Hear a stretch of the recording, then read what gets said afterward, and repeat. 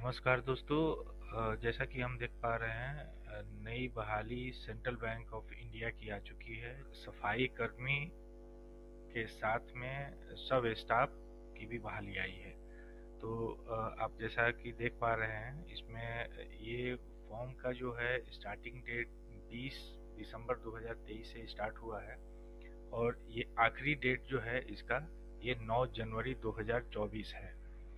और इसमें पेमेंट अगर देखें तो पेमेंट जो है 175 रुपया पेमेंट देना है, जो कि इसमें SC ST और फिजिकली जो चैलेंज्ड हैं कैंडिडेट उनके लिए। लेकिन अगर हम जनरल की बात करें तो जनरल कैटेगरी के जो भी कैंडिडेट हैं उनको 850 रुपीज़ पे करना है विथ GST। और इसमें जो एग्जामिनेशन का डेट है वो जैसा एज पर नोटिफिकेशन हम देख पा रहे हैं कि जनवरी या फरवरी में इसका कॉल लेटर आएगा और एग्जामिनेशन जो है ये फरवरी में हो सकता है। एग्जैक्ट डेट अभी निकल के आया नहीं है, इसलिए हम जैसे इसकी जानकारी आएगी आपको जरूर अपडेट करेंगे। हम देख रहे हैं कि यहाँ पे जो एज क्राइटेरिया है इस फॉर्म को फिलअप करने के लिए वो है 18 साल मिनिमम एज होना जरूरी है। और जो मैक्सिमम एज है इसमें मैक्सिमम एज का क्राइटेरिया 26 इयर्स रखा गया है। जनरल के लिए, जनरल कैटेगरी के कैंडिडेट के लिए किसी तरीके का एज रिलैक्सेशन नहीं मिल रहा है, लेकिन जो OBC SC और ST कैटेगरी से आते हैं उनके लिए एज पर गवर्नमेंट रूल इसमें आपको मिलेगा रिलैक्सेशन। तो हम आगे बढ़ते हैं। इसमें नंबर ऑफ पोस्ट और एलिजिबिलिटी जो आपके क्वालिफिकेशन का है वो हम देख पा रहे हैं।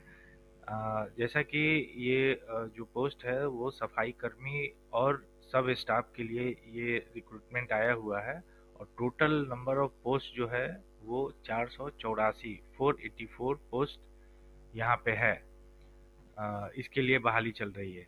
और जो एलिजिबिलिटी क्राइटेरिया रखा गया है वो है सफाई कर्मी के लिए मिनिमम 10th मैट्रिक एग्जाम पास होना चाहिए जो कि रिकॉग्नाइज्ड यूनिवर्सिटी से हो, और जो स्टेट लोकल लैंग्वेज है जिस स्टेट के लिए वो अप्लाई कर रहे हैं वहाँ का लोकल लैंग्वेज की जानकारी उन्हें होनी चाहिए।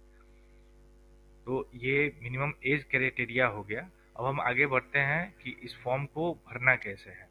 इस वेबसाइट का लिंक मैं अपने वीडियो के डिस्क्रिप्शन में भी दे दिया हूँ, तो वहाँ से भी आप डायरेक्ट जा करके इस पेज को ओपन कर सकते हैं। बाकी यहाँ से जो रजिस्ट्रेशन का प्रक्रिया है वो हम जानेंगे कि कैसे हमें आगे बढ़ना है और कैसे इस फॉर्म को फिलअप करना है।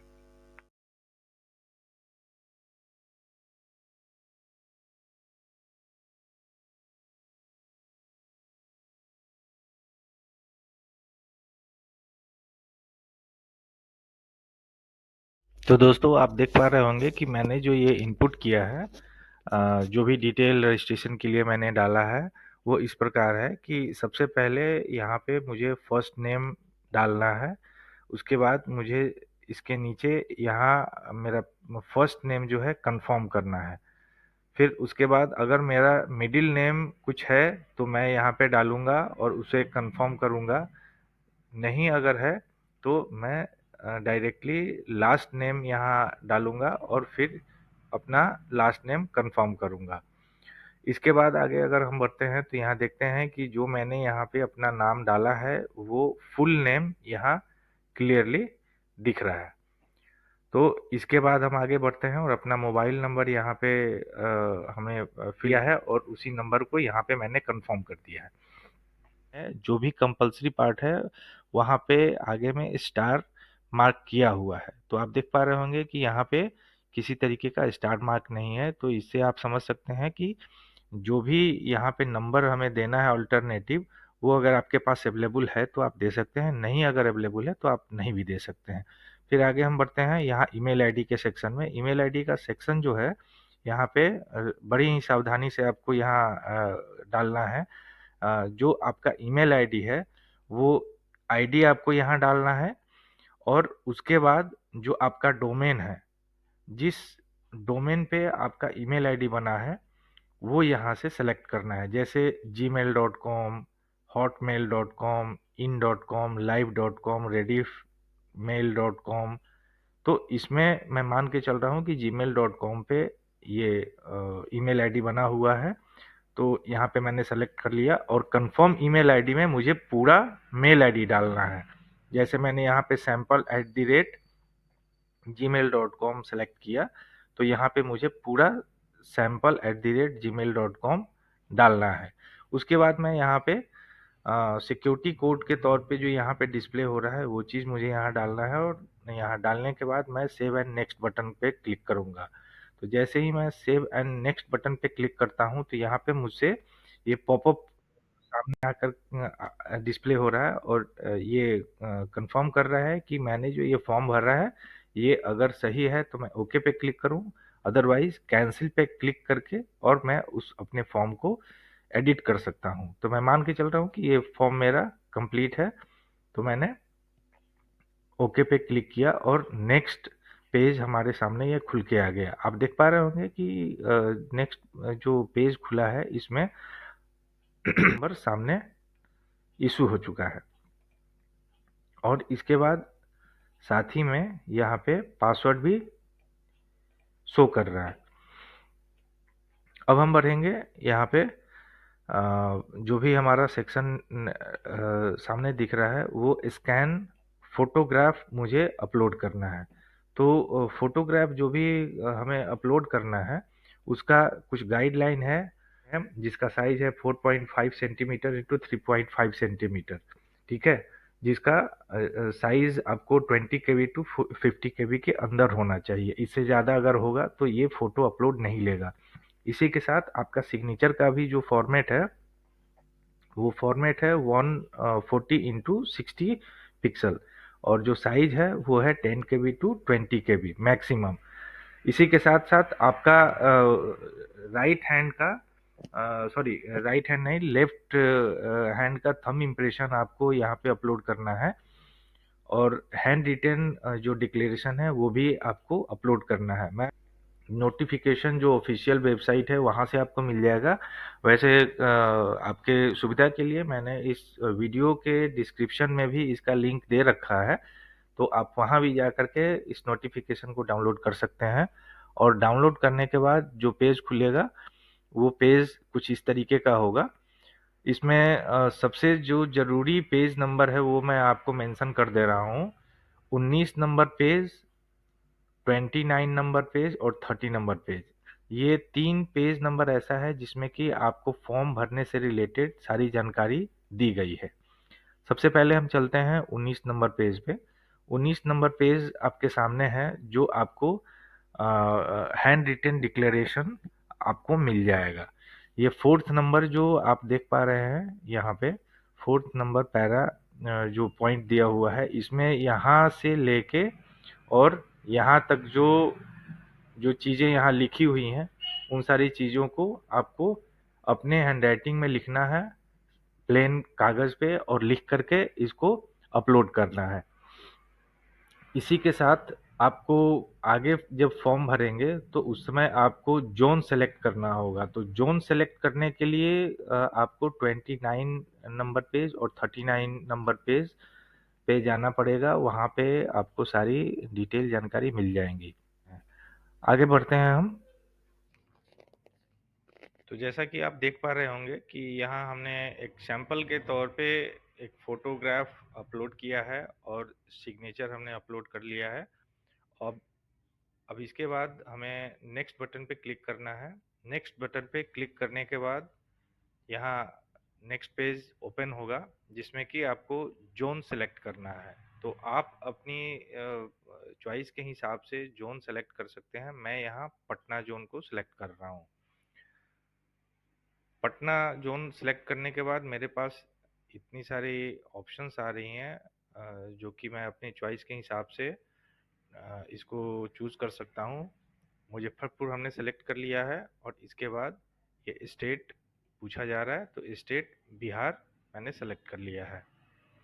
अब मैंने यहाँ हिंदी सेलेक्ट कर लिया है। हिंदी सेलेक्ट करने के बाद अगर आप बिहार के हैं तो यहाँ आप यस करेंगे, अगर आप बिहार के नहीं हैं तो नो चूज करेंगे। ठीक है, तो यहाँ से ये क्लियर हो रहा है कि 12-13 में जो वैकेंसी आई थी उसमें अगर आपने फिलअप किया होगा तो आपको यस करना है, अदरवाइज यहाँ नो टिक करना है। अब आते हैं हम जनरल, ओबीसी, एससी, एसटी और ईडब्ल्यूएस कैटेगरी, इनमें से जो भी कैटेगरी आपका हो, आपसे संबंधित जो कैटेगरी हो उसको आपको चूज करना है।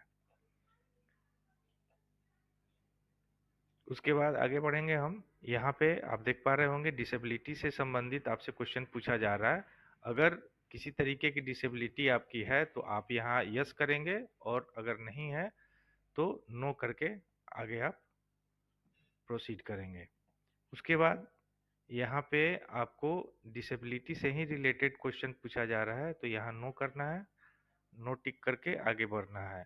अगर आप एक्स सर्विसमैन हैं तो यस टिक करेंगे, नहीं है तो नो पे टिक करके दोनों पे बारी बारी से नो पे टिक करना है और आगे बढ़ना है। अब इसके बाद जो डिपेंडेंट हो, सर्विसमैन जो भी आर्मी में हों, उनके जो डिपेंडेंट फैमिली के मेंबर हैं, अगर ऐसा कोई है तो यहाँ आप यस कर सकते हैं टिक, अदरवाइज नो टिक करके आगे बढ़ना है। और उसके बाद ये जो ऑप्शन आ रहा है वो ऐसे कैंडिडेट के लिए है, अगर आप नहीं है सेंट्रल बैंक के एम्प्लॉय तो यहाँ नो करना है, नो पे टिक करके आगे बढ़ेंगे। और ये महिला या आरक्षित वर्ग के जितने भी कैंडिडेट हैं उनके लिए है, तो अगर वो एज रिलैक्सेशन उनको रिक्वायर्ड है तो यहाँ यस क्लिक करेंगे, अदरवाइज यहाँ नो पे टिक करके आगे बढ़ना है। अब यहाँ पे नेक्स्ट सेगमेंट जो है वो सिलेक्ट करना है। रिलीजन सेलेक्ट करने के बाद आपको यहाँ माइनॉरिटी से जो भी बिलोंग करते हो यहाँ पे उसको सेलेक्ट करना है। अगर माइनॉरिटी से आप बिलोंग करते हैं तो माइनॉरिटी पे यस टिक करेंगे, अदरवाइज नो टिक करना है। उसके बाद नेशनलिटी इंडियन आपको चूज करना है, और इसके बाद आपका ये डिक्लेरेशन होगा, डिक्लेरेशन पे टिक करना है। डिक्लेरेशन पे टिक करने के बाद आपको आईडी प्रूफ यहाँ सेलेक्ट करना है कि कौन सा आईडी प्रूफ आपको लेके जाना है सेंटर पे। जो आईडी प्रूफ यहाँ आप सेलेक्ट करेंगे वही आईडी आपको वहाँ कैरी करना होगा, और वही आईडी वहाँ पे आपके एंट्री के टाइम में उसको मिलान किया जाएगा। तो हम यहाँ पे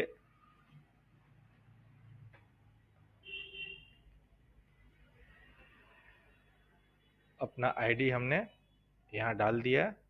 इसके बाद सेंटर एग्ज़ाम का हमें सेलेक्ट करना है, तो हमने ये अपना चॉइस सेलेक्ट कर लिया है।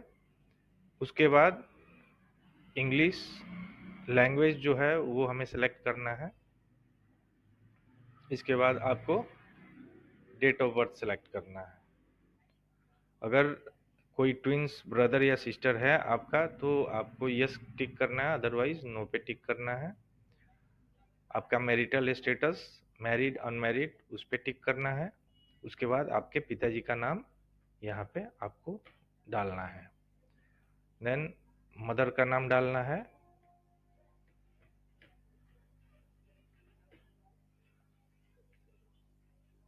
उसके बाद आपको अपना एड्रेस पूरा जो भी है, अगर आपका परमानेंट एड्रेस और कॉरेस्पॉन्डेंस एड्रेस सेम है तो आपको यहाँ इस पे टिक करना है। टिक करके आगे आप प्रोसीड करेंगे, और लास्ट में आपको यहाँ पे आपका कॉरेस्पॉन्डेंस एड्रेस और परमानेंट एड्रेस, इसमें से ये आपको चूज करने का ऑप्शन मिलेगा कि आपको जो भी कम्युनिकेशन है वो किस एड्रेस पे चाहिए।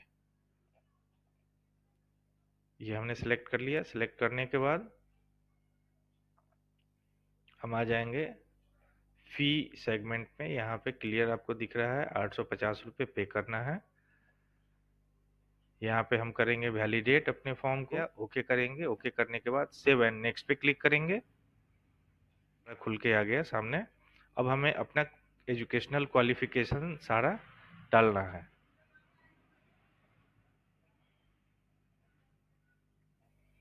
यहाँ सारी डिटेल सही सही आपको डाल देना है। इसके बाद आते हैं वर्क एक्सपीरियंस पे। वर्क एक्सपीरियंस अगर आपके पास है तो आप यस करेंगे, अदरवाइज नो करेंगे।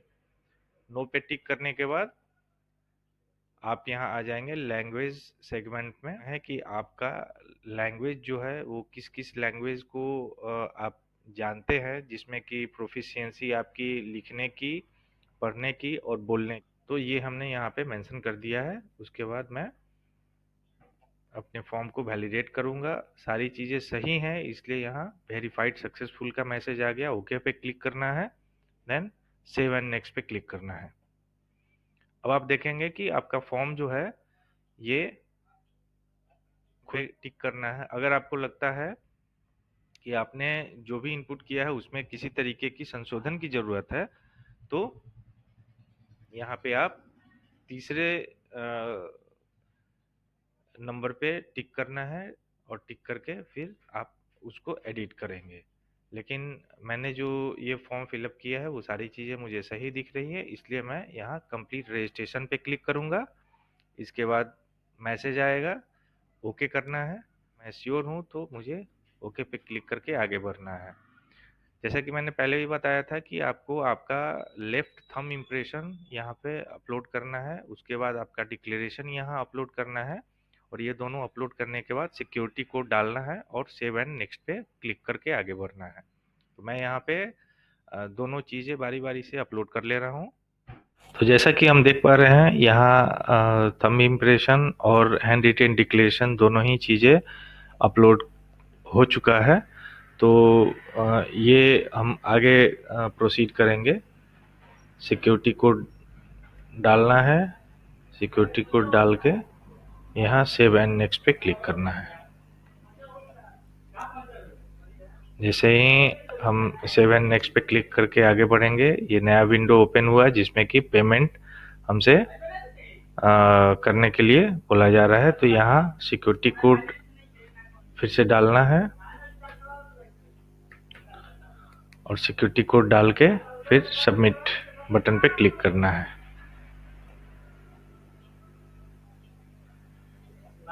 जैसे ही अब हम सबमिट पे क्लिक करेंगे, ये नेक्स्ट पेज खुलेगा जिसमें मल्टीपल चॉइस है आपके पास पेमेंट का।